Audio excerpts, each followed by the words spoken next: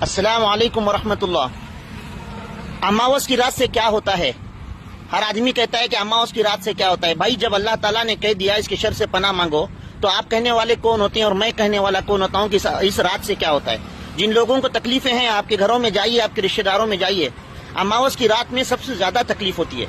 آپ کو بھولنا نہیں چاہیے کہ یہ جو اب اماوس آ رہی ہے 2026 میں، اب جو اماوس چل رہی ہے، یہ پورے سال کی سب سے خطرناک اماوس ہے۔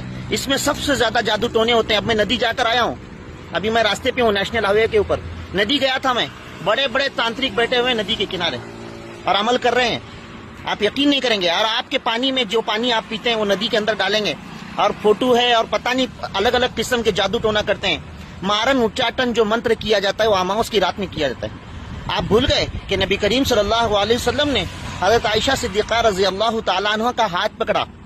آپ تفسیر کبیر اٹھا کر دیکھیے، سورہ فلق سورہ ناس کی تفسیر میں، اور اشارہ کیا آسمان کی طرف، اور وہاں پہ نیا چاند باریک آیا ہوا تھا۔ تو اللہ کے رسول صلی اللہ علیہ وسلم نے فرمایا اس کی ابھی جو رات گئی ہے اس کے شر سے پناہ مانگا کرو، اور یہ الفاظ تھے تعوذی باللہ من شر ھذا الغاسق اذا وقب، آئے عائشہ رضی اللہ تعالی عنہ کہ تو اس کے شر سے، اس اندھیری گپ اندھیری رات کے شر سے اللہ سے پناہ مانگا کر۔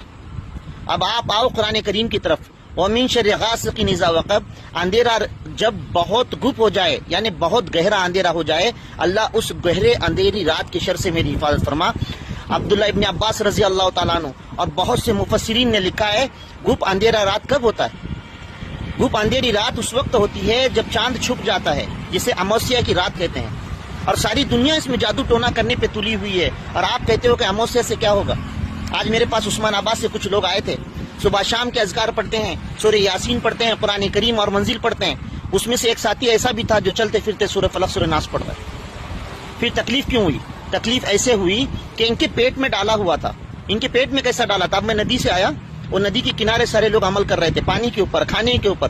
یہ کھانے کی چیزیں جتنے ہم باہر کھاتے ہیں، ہمارے جو کمپیٹیٹر اپنی چیزیں لا کر کھلاتے ہیں، ہر چیز میں جا کر لوگ جادو ٹونا کر کے لا کے ہمارے پیٹ میں ڈال رہے ہیں، اور یہ خاص اماوس کی رات میں ہوتا ہے۔ تو کسی بھی عامل کے پاس جا کر اپنا پیٹ خالی کرا لو، اور اللہم انی اعوذ بک من شر ھذا الغاسق اذا وقب، اس کو ہر اماوس کی رات میں صبح شام 11 مرتبہ پڑھو، اور اپنے گھر میں بچوں اور عورتوں کو یہ سکھاؤ۔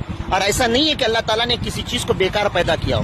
اگر کسی چیز کا شر بہت زیادہ عام ہے تو اللہ تعالیٰ نے اس کو ہائی لائٹ کیا ہے، جیسے من شر غاسق اذا وقب، نبی کریم صلی اللہ علیہ وسلم کی حدیث اس کی طرف دلالت کرتی ہیں۔ آپ صلی اللہ علیہ وسلم کے بہت سارے اشارات ہیں اس بات کی طرف کہ ہمیں ان چیزوں سے پناہ مانگنی چاہیے۔ اور اس کے بعد فوراً آیا وہ من شر النفاثات فی العقد ومن شر حاسد اذا حسد۔ اللہ عمل کی توفیق عطا فرمائے۔ السلام علیکم۔